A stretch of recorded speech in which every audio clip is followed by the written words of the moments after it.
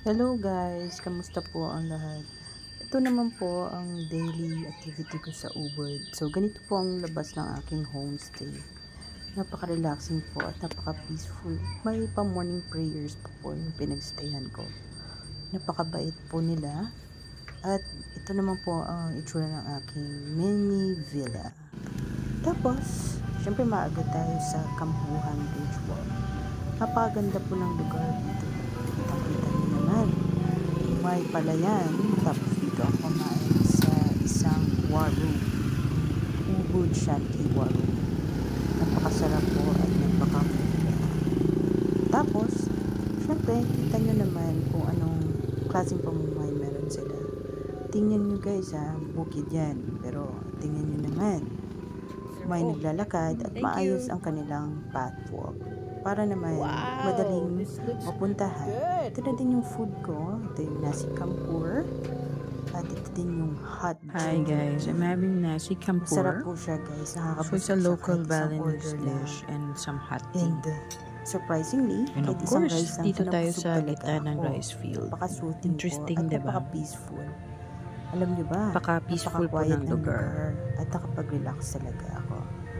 It is a much needed retreat for me guys for these past few Okay, weeks. now this is for And chicken then, curry. Ito din yung kanilang chicken. Balinese chicken Alam curry. niyo So ba this na is my first mild time. lang siya and very So soothing. tingnan natin yung lasa Very guys. No? much soothing Kung sa anong difference. aking pakiramdam. Alam niyo ba yung mga pagkain Mild nito, siya. guys? Parang napaka-healing niya.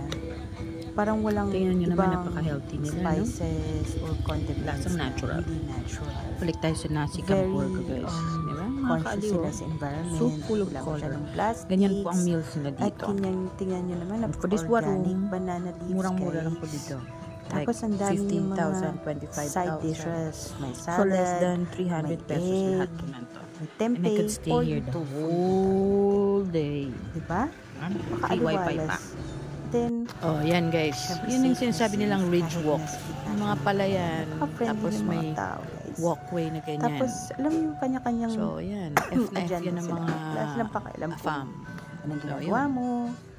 And, they just go on. Pero on their way. bukid lang po yan sa atin. So, yun yung scooter parking.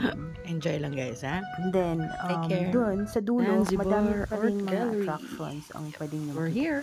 Ito naman po ang pinaka-excited ko sa lahat. Ito yung Zanzibar Nice. Art Gallery. So, yung Zanzibar Art Gallery, guys, is Oh, actually home Right. and gallery for the Cool couple, space. Tom and Christine. So, love it Tim here. told me that they moved from Perth, Australia like 10 years ago. So, they've been coming like to Bali Right. frequently before they decided to move. Oh my gosh. Napakaganda po ng place nila, napaka-refreshing, madaming tanim, may pathwalk. So inspiring. And Ay, syempre, nako. tuwang-tuwa ako talaga guys. Kasi, Love it. syempre, alam mo yung kumukuha tayo ng mga It's art in the middle of inspirations. Madami the tayong rice nakuwang field. ideas. Napakaganda ng kanyang garden and gallery. Konting lakad lang, ang dami ka na makikita. Tingnan yung mga sculptures guys. Imagine the Oh, things fish you can do sculptures. pala, Gawa no? lahat yan ni Christine. Kasi si Tim, sabi niya, siya ay Nice. isang photographer. Then, ito yung kanilang home gallery. I guess they also have a homestay kasi sa Kampuhan Ridge Walk, guys, Wow. madami din homestays na pwede nyong pagpilian. It is a must thing to do to visit like Kampuhan Ridge Walk. Kasi napaka-interesting po ng guys. And syempre, tip ko lang, maaga kayo pumunta para makita niyo din yung gallery ni Christine. Very contemporary and bright, guys. Kaya appealing talaga siya sa akin. Hello. Alam niyo naman tayo, nag-appreciate talaga tayo ng mga artwork ng ibang artist. That is also one way to motivate us and also to encourage us to do some work. Siyempre, pagbalik ko, guys, siyempre, much energy and activity na naman yung gagawin ko. So, ito yung mga breaks na I feel that it's educational and very nurturing to the soul.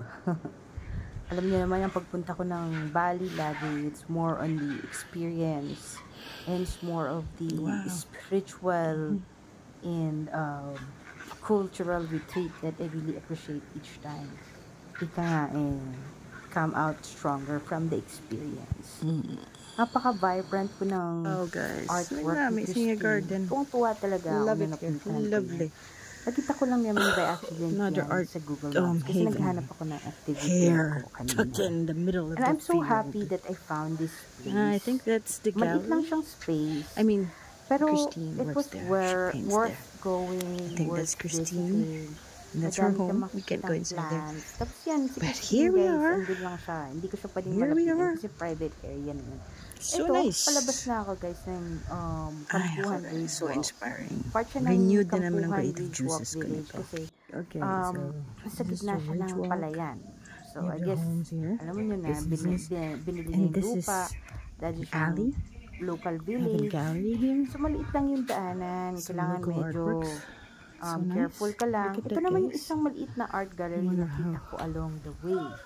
O, di ba? The local artist lang yun, guys. So, Okay. nakasabit yung maliliit na artworks. Nice. You know, siguro mga 5 or like A3 sizes. Ang dami ka makikita.